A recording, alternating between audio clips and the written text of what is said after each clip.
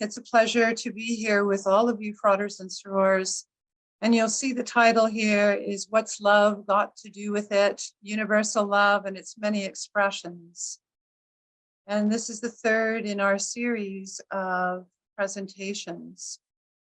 Here's a quick agenda or overview of what we will be talking about tonight. After a brief introduction, we will talk about and look at some quotations having to do with love as an expression of universal consciousness and the experience of what is also called cosmic consciousness. We need to realize that those of us with a scientific bent like to think of the universe as a quantum universe, that there is a quantum field that we participate in, and that quantum consciousness, according to some of the latest research, actually connects us all. Then we will look at this perspective from the Rosicrucian teachings with a few quotations from the Rosicrucian manuscripts. And what did the Greeks have to say? I know if you listen to Julian Johnson on Monday night, he touched on some of those forms of love that the Greeks wanted to articulate for us so that we really do understand how love is significant in our lives. So, fratres and sorors, then we will end with a summary and a meditation designed by a frater of our someone who is not known to most of you, but who is a local longtime member of the Rosicrucian order. So let us begin. Now, the title of this presentation is a little bit flippant. What's love got to do with it? And you will recognize that as the title of a song that Tina Turner made famous, and perhaps also the song itself made her quite famous. It was on her 5th album. She did not write it or compose it, but she sung it. And you can look that up. It's quite an interesting, there's a music video attached to that. And when you listen to the words carefully, you will come to understand that really it's about the persona who's singing, about the fear that this person is experiencing in terms of falling in love with someone that she feels attracted to. So we know that fear, anger, jealousy, and desperation can block love temporarily, but love always finds a way, as it does in this particular song. Love has everything to do with it. And she tries to resist that. At least that is the persona that she takes on in that particular performance. Life, we know, is a laboratory or laboratory, depending on where you grew up. Life is a laboratory in which we live to learn and grow. It is also a mirror. And one of the important uses of the mirror in the sanctum is to reflect on and contemplate the self. There are many exercises associated also with the mirror. Life itself is a mirror that reflects back to us our own level of understanding as we endeavor to improve and evolve our consciousness concerning divine laws and principles. Love is the greatest of these. Humanity attains its noblest existence through the love present in the consciousness of the divine. There is only unity. Nothing is separate from the whole. The mind and consciousness of humanity are universal. As Julian pointed out the other night, we share so much with other human beings. We all are afraid, we all are angry at times, sometimes we're jealous, sometimes we feel quite desperate, and we all love. We are never separated from universal consciousness and its essence, universal love. Some of you will be familiar with the Canadian Richard Morris Buck. He published a book in 1901, and it was called Cosmic Consciousness. Now, I do need to say that Richard Morris Buck was a product of his time period. He was an 18th century male who was born in England, and he had a kind of Eurocentric view, which is quite evident in this book, and that's one of its, of course, criticisms. Regardless, there are some important moments that occur in this book as he details many figures, mostly male. In fact, I think they're all male throughout history who wrote or have written about the experience of universal consciousness. And this is a direct quote from his book. When persons enter into cosmic consciousness, they know without learning from the mere fact of illumination that the universe is not a dead machine, but a living presence, that in its essence and tendency, it is infinitely good, that individual existence is continuous beyond what is called death. And to put that into his own words, he himself had an experience of cosmic consciousness. I saw and knew that the cosmos is not dead matter, but a living presence, that the soul of humanity is immortal, that the universe is so built and ordered that all things work together for the good of each and all, that the foundation principle of the world is what we call love. That phrase, the foundation principle of the world, we will see in the next quotation by a contemporary mystic. The experience of cosmic consciousness is incomplete without the element of love, which is the foundation of mystical consciousness. So what is mystical consciousness? It is as close to us as our inner self. Many people think they haven't reached that level of consciousness, that only important persons, writers, particularly famous people may have had that experience, that it's an outward experience, that it's one perhaps of a blast of overwhelming light. However, fratres and sorors, we all are close to mystical consciousness. It is as close to us as our inner self. And in the order, we often refer to that connection, the voice of conscience and the master within. Mystical consciousness is the perception of beauty in all things, a feeling of awe for the cosmic perfection of life unfolding around us. Those two photographs that you see on this slide were taken by me, and they were just chance experiences. And often this is what happens when we go out into nature. A very cold winter morning, I was running with my friend Karen in Harrison Park, which is within the community. In fact, it's really just a kilometer from where I'm living. And I happened upon this beautiful mirror effect of the sky, the water, and fresh fallen snow. The other image is of a mother tree, and some of you are familiar with the work of James Bording, who has done some presentations for the Grand Lodge as the chief gardener at Rosicrucian Park. You will be familiar with a few of his presentations, and also the one that he did on making papyrus and the beautiful Egyptian style garden at Rosicrucian Park.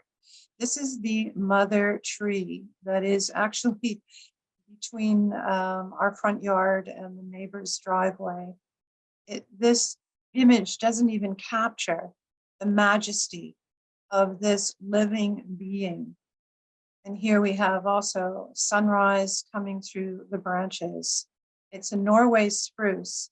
And although at times I'm slightly aggravated by the blanket of needles that falls on the grass and the numerous pine cones that also fall that need to be sometimes moved aside, although the squirrels also really enjoy them like cobs of corn. However, this tree is absolutely magnificent. Now, it happens that when we see things every day, even in our own front or backyards, we sometimes take these things for granted. It takes just a moment to perceive that incredible beauty in all things. And no matter what else is happening in the world and life is unfolding around us in cosmic perfection.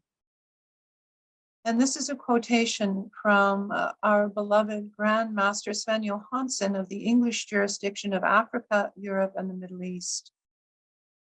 He describes mystical consciousness as a state of attunement with the highest expression of the divine that is always with us if we but humble ourselves to perceive it. If we but humble ourselves to perceive it. Its realization is subtle, without fanfare, and accompanied by emotions of joy, gratitude, and profound love.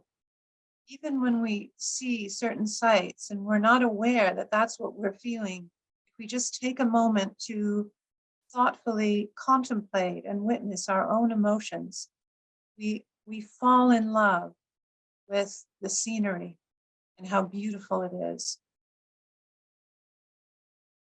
Now, fratres and sorors, this is the title of a short online article, not from any kind of highfalutin scientific journal, but Popular Mechanics, which has been around for decades.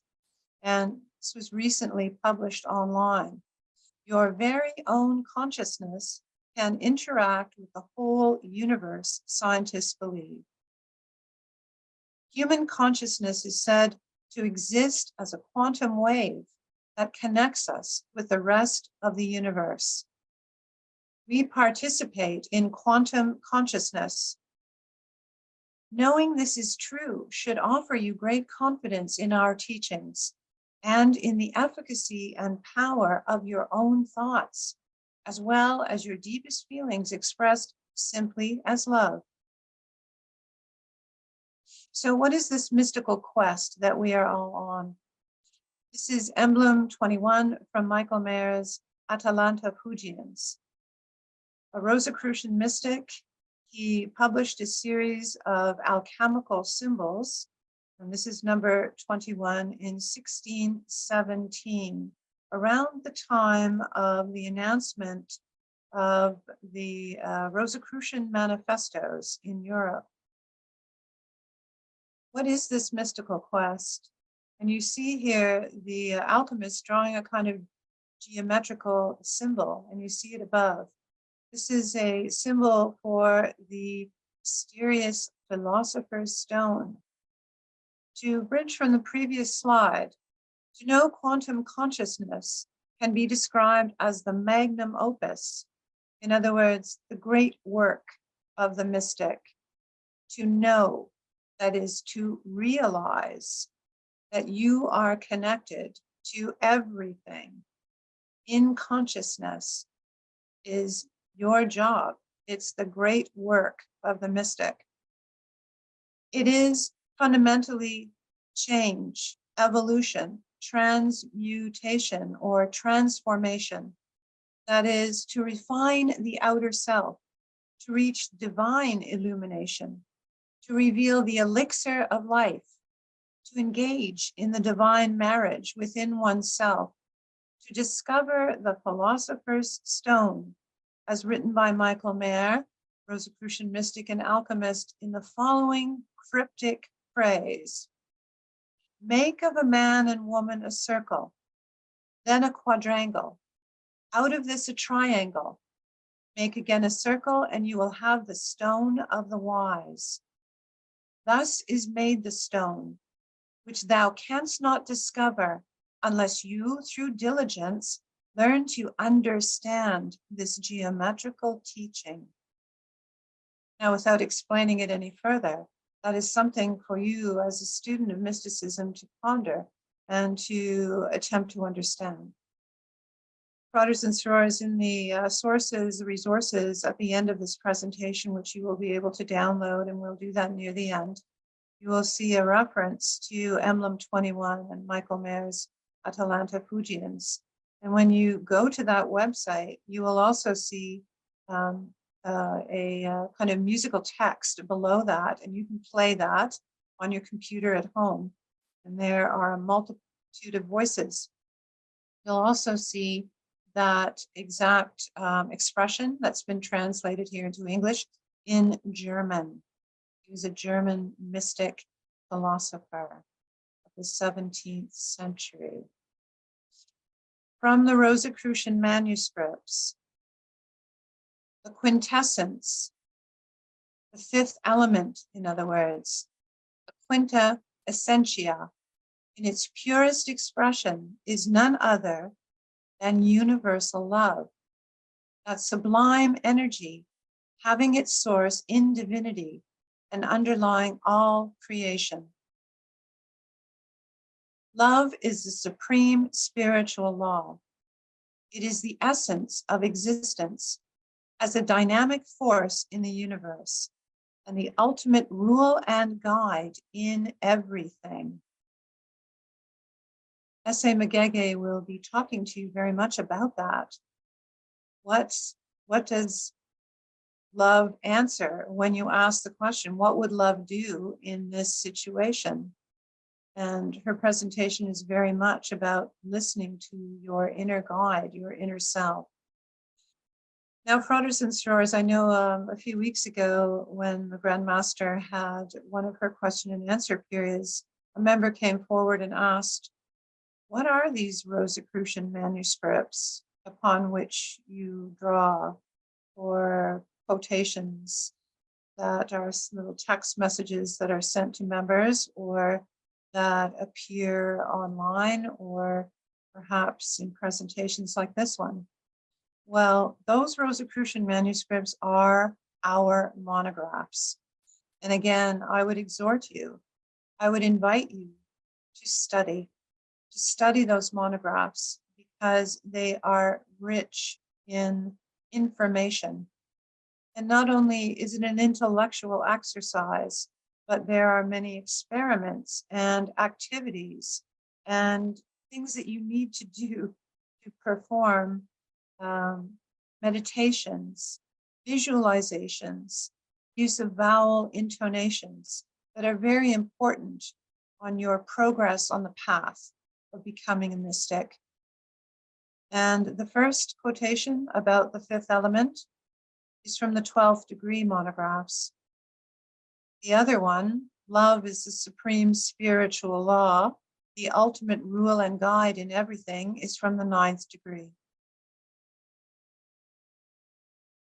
Your love, remember, fratres and sorors, is a light in darkness.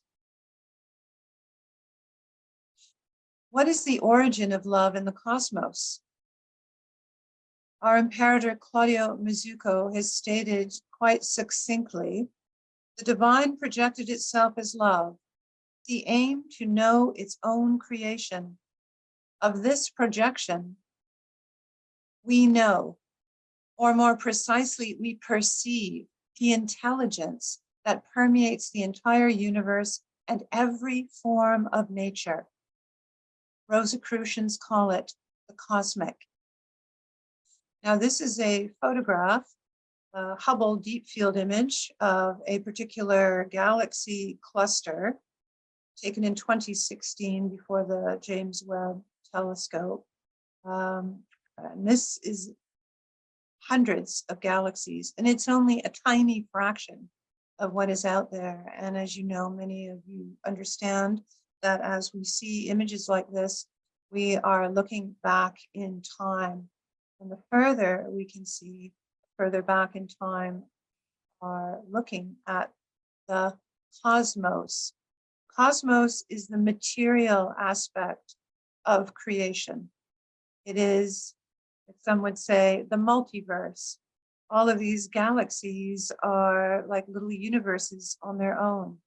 There's a bright star in the foreground. That star is very close to us, and it appears in the lower part of the image. It's called a foreground star. But as we look further back at this galaxy cluster into deep space, it's stunning how many countless stars and little universes there are, potentially planets, habitable planets with evolving beings on them as well. The Imperator has pointed out to us that what Rosicrucians call the cosmic is the intelligence that permeates the cosmos and every form of nature, both the macrocosm as we see it here and the microcosm as we experience it here and now within our own bodies. So let us turn now to ancient Greece as a clue to deciphering forms of human love. Some of you who've had the opportunity to travel and have gone to Paris and been to the Musée du Louvre might have seen this statue, Psyche Revived by Cupid's Kiss by Antonio Canova from 1793.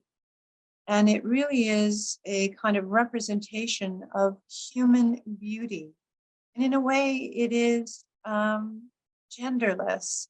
Some would say it's actually a kind of evocation of the divine feminine in its significant beauty. Cupid here is kissing Psyche, and she has fallen into almost a kind of coma. And if you study the myth, you'll understand that she was separated from him and then he revives her. Love animates, it gives life to soul and to the mind. So first of all, we'll look at eros, or passionate love, that Julian also mentioned the other evening. So much of our culture is obsessed almost with this idea of finding, having, evoking passionate love.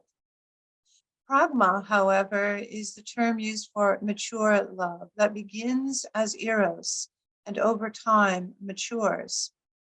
Philia is brotherly love. Philautia, love of self.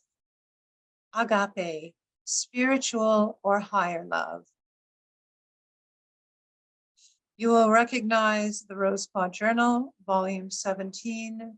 As I speak to you tonight, it is the current issue of the Rose Journal. The Rose Journal has its own website, and it will again be repeated in the resources at the end. This remarkable image, which was painted at the beginning of the 20th century, is of Psyche. Her name means soul, and it's also the root of many words in English that have to do with mind, like psychology, and also the word psychic. Here, Psyche, whose name means soul, inhales the fragrance of the rose outside Cupid's garden. She is being locked out, and she is curious. She wants to see Cupid behind the wall. This is a painting by John William Waterhouse in the Romantic, and you will almost recognize the pre-Raphaelite tradition, entitled The Soul of the Rose, done in 1908. It is emblematic of our desire to embrace love, that which is essential to our very being. And for Rosicrucians, the rose, and also the pink rose, is particularly significant. It is the rose that is blooming in the Vestal Garden of Rome, and only pink roses grow there. Plato defined eros as our desire for something that we do not possess, that we are searching for. This definition applies on both the material and spiritual planes. And fratres and sorors, if you explore the app, the Rosicrucian app that is available on your cell phone, downloaded from Google Play, or if you're on an iPhone, however you do that. I'm not an iPhone user, so I don't really know. I'm an Android person. But when you download the app, you will be able to listen to the imperator's message that he recorded in July of 2023. And it's very much about this idea, which he defines eros for us as our desire for something that we do not possess. And he talks about it very much about advertising and how media attempt to shape our desires, how people often are not satisfied with the house that they own. I want a bigger house. I want a better car. I want a new relationship, things like that. So this definition certainly applies on the material plane, but also on the spiritual plane. There is a quest to achieve a union with divine consciousness. And that also is very much an aspect of love.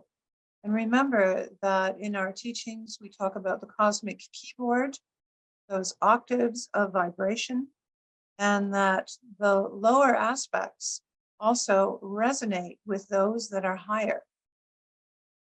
Because eros tends to focus on the pleasures of the senses, the ancient Greeks saw it as potentially dangerous, linking it with loss of control.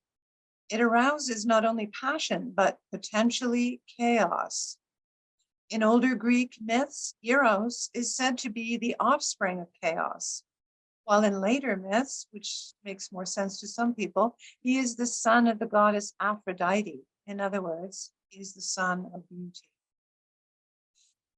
Remember, as you've been told in other presentations, also by the Grand Master Julie Scott, to attract more love into our lives, we must harmonize with the spiritual vibrations of what we wish to manifest. We must harmonize at the level of the spiritual vibrations that we wish to manifest. We need to hit the higher octaves in our visualizations. Pragma is mature love. Mature love celebrates the profound heart connection between people, built on a foundation of friendship, mutual respect, empathy, and kindness. These are my parents, by the way, both who passed through transition. Their relationship wasn't perfect by any means, but they did have a profound and mature love for each other. Pragma consists of tolerance, compassion, understanding in long-term love relationships like marriage, though it is not exclusive to marriage. Pragma exemplifies love, respect, forbearance, generosity, profound commitment, and even sacrifice. It does not mean self or other abuse, nor does it require a loss of independence. Mature love is not about possession. It celebrates shared values, deep regard for the feelings and autonomy of the other. Maturity, of course, is learned through the life lessons we experience over time. Some of the relationships that we experience, particularly at the level of eros, are really designed to teach us something, even the ones that are most difficult. Philia is fraternity, and you see here the emblem, the logo of the 2023 Amor World Convention, which took place in August, Montreal, Canada.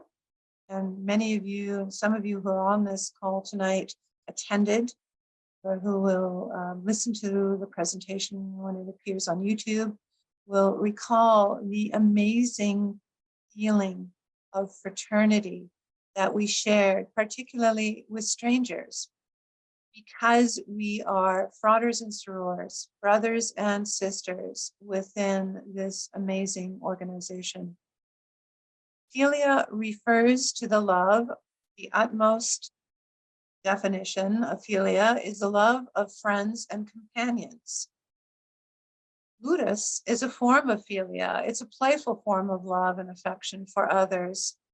To tease another is considered a form of affection as long as it is done kindly and not meant to harm. And I'm sure you've experienced a kind of teasing affection from siblings, also from friends.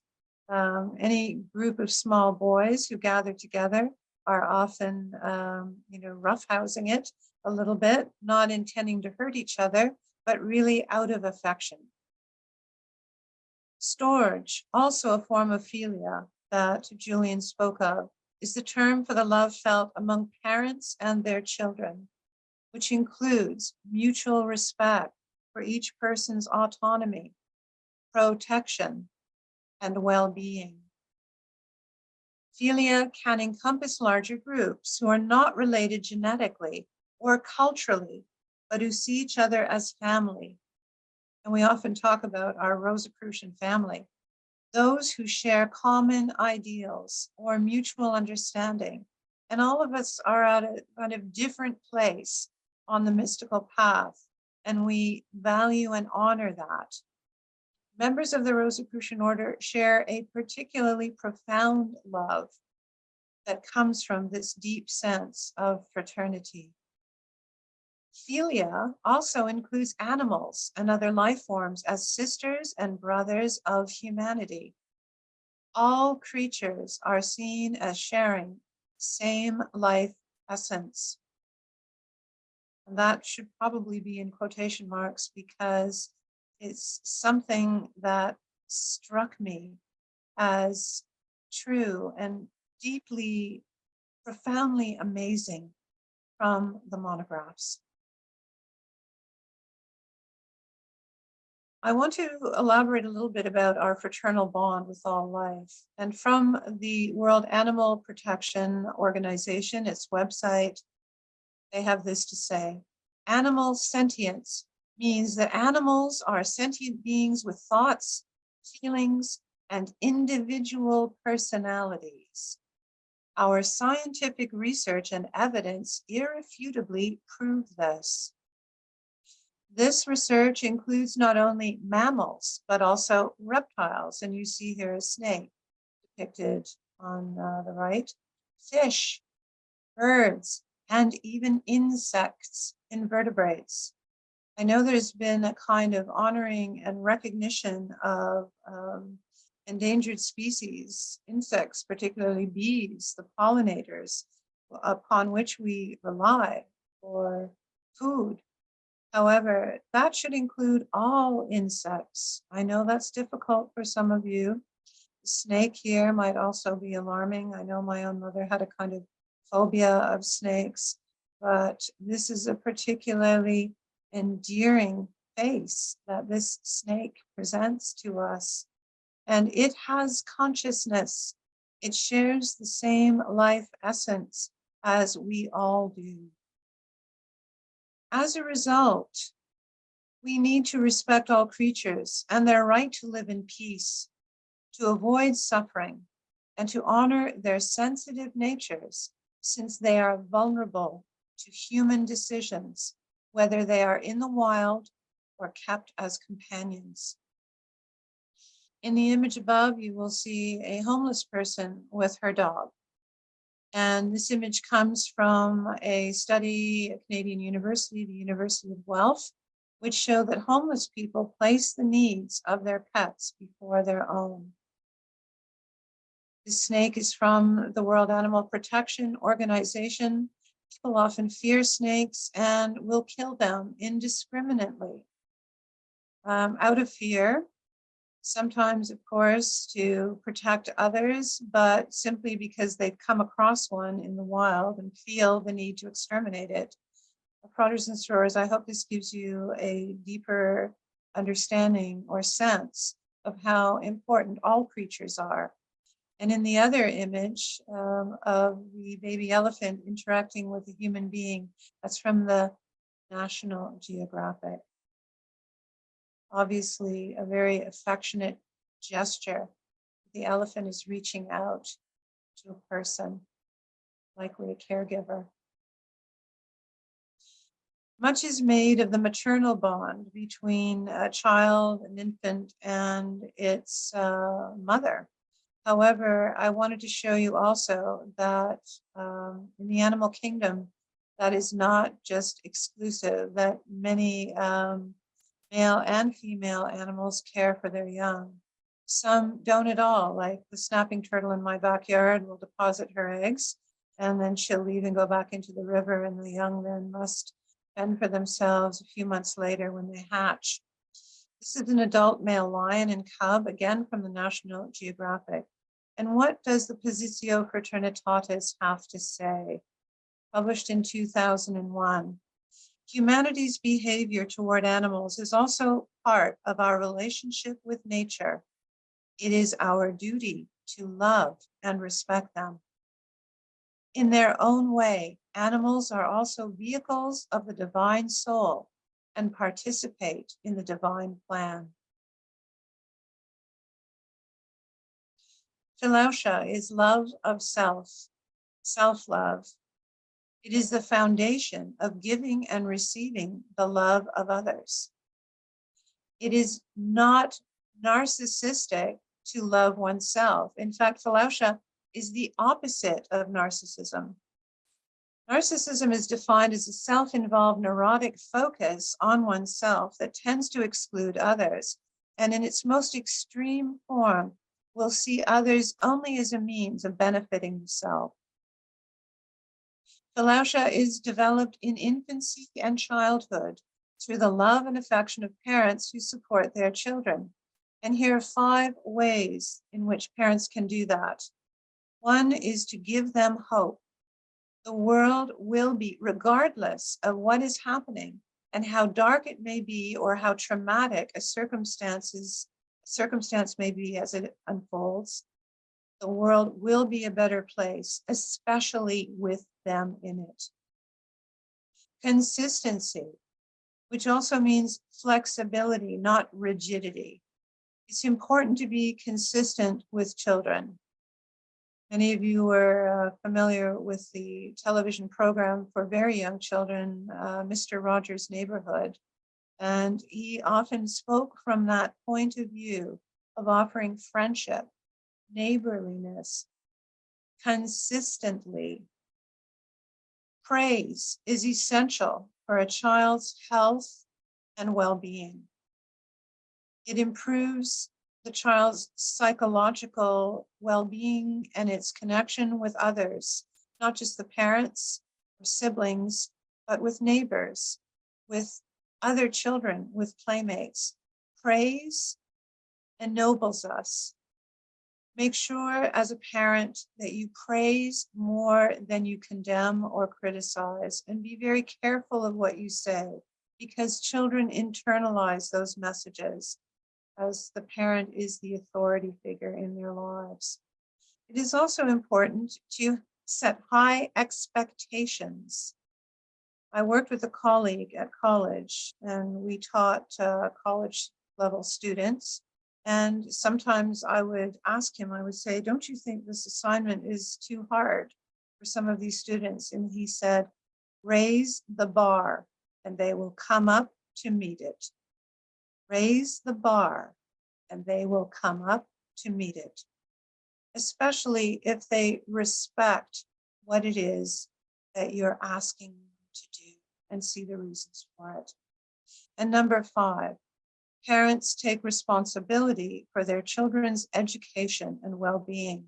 That is, they do not hand it over to others or the media, especially social media, but rather school their children, not necessarily through homeschooling, but also to discuss with them when children are exposed to things that are partly emotionally perhaps beyond them. Also, fraters and sorors, it's important to realize that Philautia gives us a healthy sense of self-worth. And only this way can human beings thrive and make greater progress on their mystical path toward enlightenment. Lack of Philautia, and we sometimes see this where people really lack self-love, either through trauma, abuse, or for whatever reason. And they will place blame on, oh, it's my parents' fault, or it's because this happened to me. That's why I really hate and despise myself, or for whatever reason. That kind of placing blame avoids much needed inner work in growing into maturity. Reaching out for therapy is essential. It's incredibly helpful for people who feel that they have damaged self-esteem. However, connecting with the source of universal love is also at the heart of inner healing. Agape, or spiritual love. We're talking about it as the highest form of love. And here's another beautiful image from nature, fresh snowfall. To experience agape, one becomes aware of the perfection of cosmic laws and principles at work within and around us.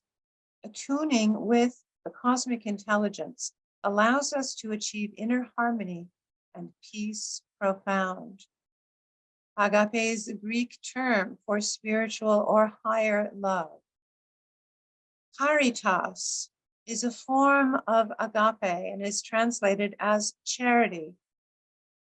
Charity transforms the giver and embodies compassion for strangers. And it's really sometimes even just the smallest acts of kindness that make a great difference in other people's lives who feel or have been downtrodden. It is the foundation of altruism. And the Imperator also speaks to agape in particular as compassion and empathy for strangers in his July address that you can find on the Rosicrucian app. And also, of course, on when you go to rosicrucian.org and look at your monographs, because this is primarily meant for our members, our students only. But remember that this kind of empathy is based on the knowledge of our deep spiritual connection with all those who suffer. No one, no matter how perfect their lives may seem, all suffer.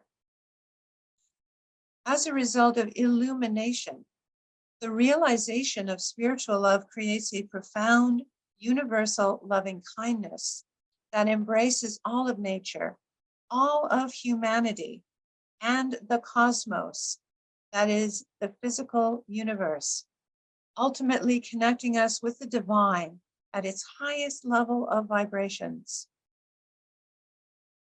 In summary, the opening of the heart, that is the blossoming of the rose, which awakens little by little within us, instructs us on interior beauty, that is the beauty within ourselves. It is always with us. This blossoming, by the fact that it is filled with love, is well beyond a simple intellectual process. It contributes to a major evolution of our being and brings to us a spiritual desire of interior communion. Finally, it leads us to become conscious of the feeling of universality and oneness. The rose, through its symbolism, proposes to us that we keep intact as much as possible qualities of the heart, even during difficult experiences. From a Rosicrucian manuscript quoted in the cover description of volume 17 of the Rose Claw Journal. So in elaborating that image of Psyche, Soul of the Rose by Waterhouse, if you look up the beautiful written description of the cover, you will find this quotation again. Just go to the journal's own website. Now, fratres and sorors, we will conclude with a brief meditation. This meditation was designed by Frater Christopher Dale Hutchinson, who is a longtime member of our order. So please take the position now with your feet flat on the floor, your hands palms down in your lap, remain at ease. Close your eyes, and with your eyes closed, Breathe deeply and naturally, taking at least 3 deep, neutral breaths. With each inhalation, become more alert and aware. With each exhalation, more profoundly relaxed.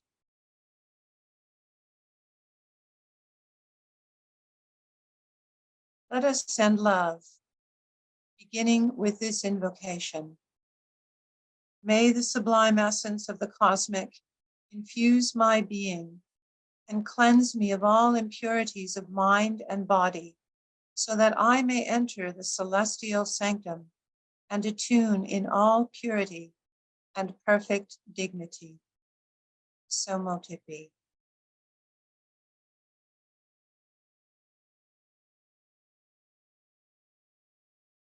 Focusing on your breath.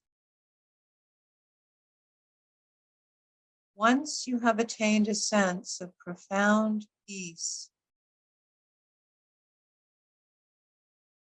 within your inner spiritual sanctum,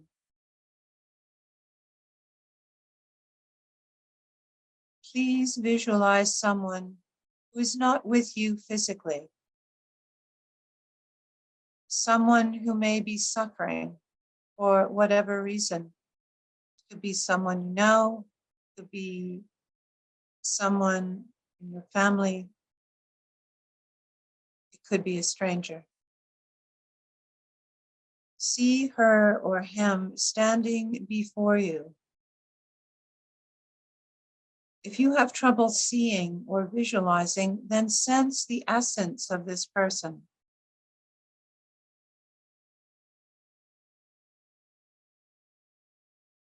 Now send your loving thoughts at the highest level to him or her psychically. Visualize a beam of light emanating from your heart center to the heart of the other.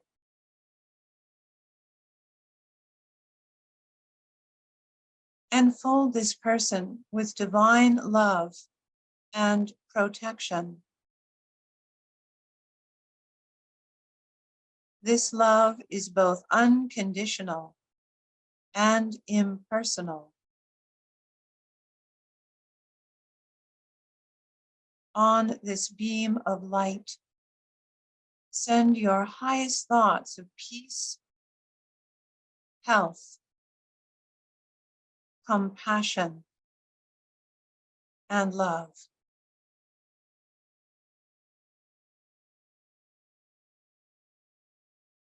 Now radiate this feeling out from yourself as a channel of divine light and love. As this light increases in intensity, see it enfold our entire planet and all beings.